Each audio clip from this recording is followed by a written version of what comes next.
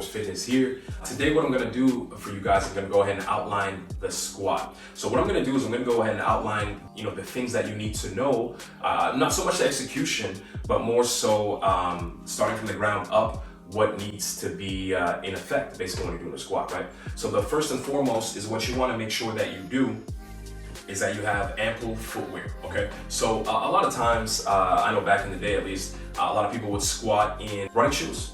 Now this is, in my perspective, not the right way to go about it. The reason why is because when you're squatting, you wanna make sure that you have flat feet or your foot, right? When you're gonna be squatting, you have to have 3 points of pressure as you're pushing up from the ground. So you have to have basically, picture this for your big toe to your small toe to the base of your feet.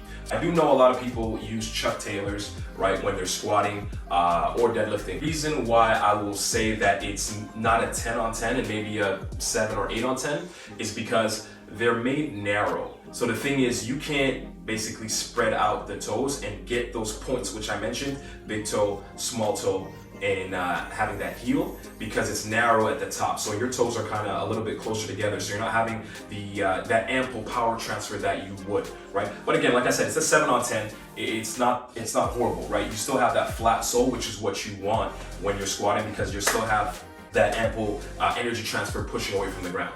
Because a squat in turn is you're pushing yourself away from the ground when you're into that hole, okay? So flat shoes are a must, right? With a solid sole. Running shoes, not so much. Another movement you can use are going to be lifts, like I said. So for my lifts, you see I have a little bit of a lift here, and what that does is it helps me with my ankle stability, okay? So that brings me to the next point for the squat. Ankle mobility is very, very important. Now, the reason why ankle mobility is very, very important is because the thing is you want to be stable, right? You're only as stable as your foundation. So the thing is, if your ankles, right, are not mobile and you try to come down into the squat, you're either going to topple forward or you're going to fall backwards and hurt the lower back and so on and so forth. So you want to make sure that ankle mobility is kind of at the forefront of your squat before you start squatting, meaning doing certain mobility drills to make sure that that is in effect. If you do have ankle mobility, obviously you don't have to concentrate on it in your warm-ups, but if you don't, then that is something that I would strongly suggest that you concentrate on. I will have a video on ankle mobility coming later on. If you're not stable in the ankle, like I mentioned before, that can lead to a knee pain and a non-execution of an effective squat, okay? So with the heel lifts, what that does is it stabilizes the ankle so that you can come down in the hole. Now, an example that I can use for you female subscribers is, when you ladies wear heels and then you squat down, you have a lot of range of motion, right? Because your ankle is stable. So, you can have maybe Meg Thee Stallion knees, right? Because you have that stabilization of that ankle so that you can come down to the hole and come up. So basically the same concept as having lifts for a squat, okay?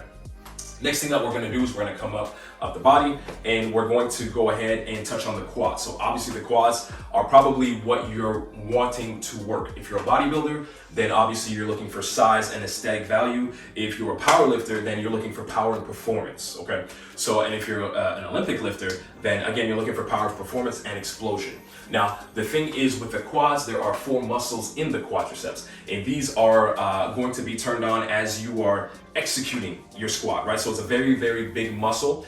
And the thing is, there is, kind of a ratio going on here in terms of, guys doing legs and women doing legs. So I know it's higher among the female crowd doing legs, lower among the male crowd doing legs. Now, the reason for that is, believe it or not, females are actually stronger in lower body movements, right? Because they do store a little bit more energy, as we may, in that lower body, whereas males, it's a bit more upper body. So obviously you're going to do what you're good at or what you're more comfortable doing, right? But in my suggestion, males, you guys need to be in the squat rack, even females that are not too, because the thing is, it's very, very good production value if you made good turnover for body composition, right? In terms of testosterone production. I'll get to that in another video as well. So I got a lot of information coming your way. I'm gonna go ahead and we're gonna deal with the hamstrings. So the hamstrings, these muscles are gonna be for when you're in the hole. So in the hole meaning when you're in that bottom portion of the squat and you need to rebound up. So that's going to be a rebound effect. So it's gonna help you come up into that upright position, right? So I'm not going to execute any squats today. Again, that's going to be in another video. But at the same time, the hamstrings are going to help you out of the hole, so to speak. Now, next, what we're going to do is we're going to go ahead and tackle the glutes. All right, the glutes. Now, this is one of my favorite muscles.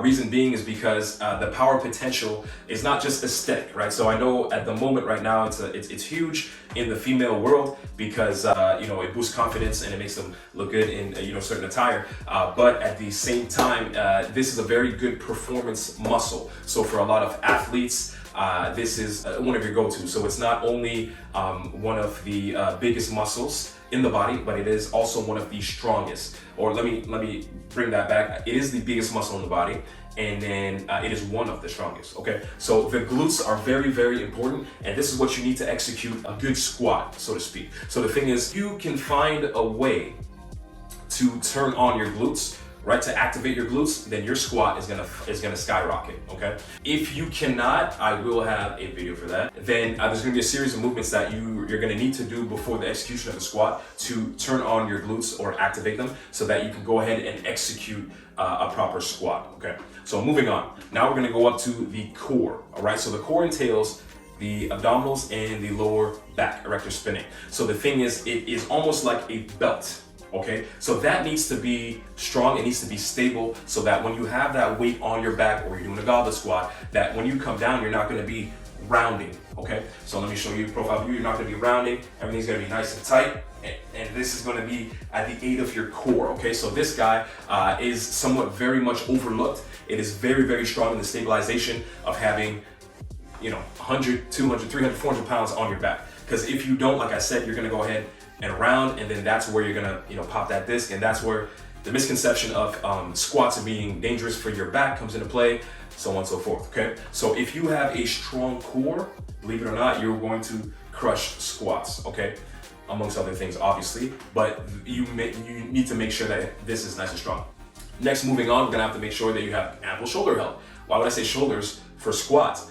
Because when you have that bar on your back, you gotta make sure that you can go ahead and reach back. Because if, let's say, you do not have that external rotation of your deltoid and you're just here, there's no way you're gonna be able to hold the bar, you understand? So you have to make sure that you have good shoulder health for when you're holding the bar, bring it back in this position, number one. And number two, what you wanna make sure that you do, I'm gonna demonstrate the high bar squat here because we do have a low bar squat, but I'm gonna demonstrate the high bar squat. You wanna make sure that the high bar squat sits on your traps. So when it's gonna be on your traps, you wanna make sure that you're able to pull down on that. Reason why is because now you're activating stability to another degree, I guess you can say, right? Reason why I say that is because if people have a bar on their back and they just execute a squat, nothing is stable. If you have a bar on your back and you're pulling down, everything is going to be nice and tight because everything works in unison. So the last and final movement is going to be wrist, right? Why would I say wrist for squats?